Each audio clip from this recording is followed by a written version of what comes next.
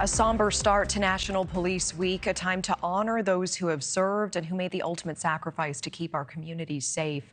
Over the weekend, a 23-year-old Ohio police officer was shot and killed in an ambush attack. The gunman in that incident found dead after a standoff with police.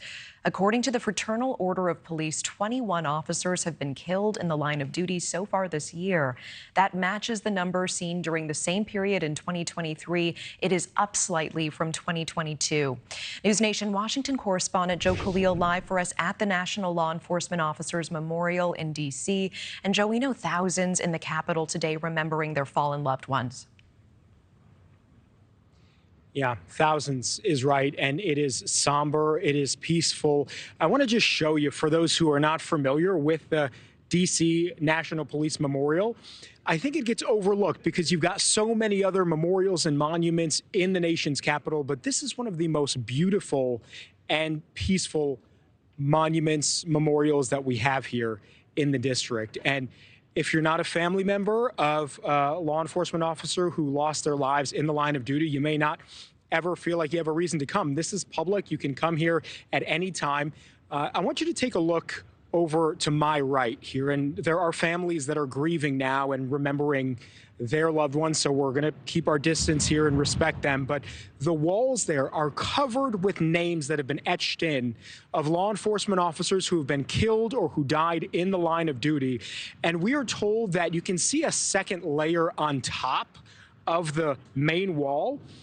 They didn't think that they were going to have to add concrete slabs to add more room for names. They thought that when they built this originally, it was going to last until 2100, until the year 2100, that they vastly underestimated how many officers were going to be killed. And so this year, for the first time, they're now adding names to that top layer.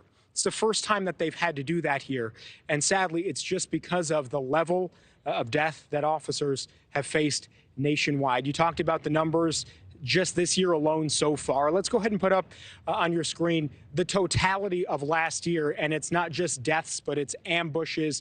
It really just shows you the risk, again, that a lot of these officers and these families have to deal with when they lose an officer. We talked to a woman from Riverside County, California, who lost her son. She's here today among thousands of others here, and she described for us what it means for her not just to be here mourning her son, who, by the way, she lost 1 year ago today exactly, but just about the camaraderie and the sense of family that she gets with other families who are mourning in the same way that she is. Take a listen.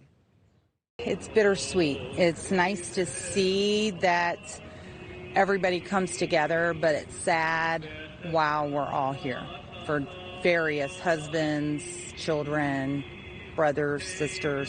Deputy Brett Harris was more than just a deputy. He was my son, and I loved him, and I'll miss him forever. So, Natasha, Police Week, as it's known here, is not just one event or two events. Literally the entire week, you've got ceremonies, you've got honors that are going on. Tonight, there's one that's particularly special. Tonight is the vigil, where you have officers and agencies from all over the country come, and they'll basically be right here in the middle of the square. We're going to hear from the Attorney General, Merrick Garland, who is the top law enforcement officer in the nation. He will be reading, among others, will be reading names of some 280 officers who lost their lives in just the last couple of years here. So as we've walked through, I'll just leave you with this, Natasha. It is beautiful to see families coming together in this way. It's also very sad to see. You got a lot of hugs, you've got a lot of tears here as you walk through the memorial, and people are honoring and remembering mothers, fathers, sisters, brothers, children that they've lost in the line of duty, and all coming together, being able to celebrate their lives and their memories in one place. Yeah, really appreciate you walking us in there, Joe. I think we can just start to feel a little of the emotional impact of this day for so many families. Live in D.C., Joe Khalil, thank you. Thank you for watching. Go to newsnationnow.com to find NewsNation on your television provider. And don't forget to click the red subscribe button below to get more of NewsNation's fact-driven, unbiased coverage.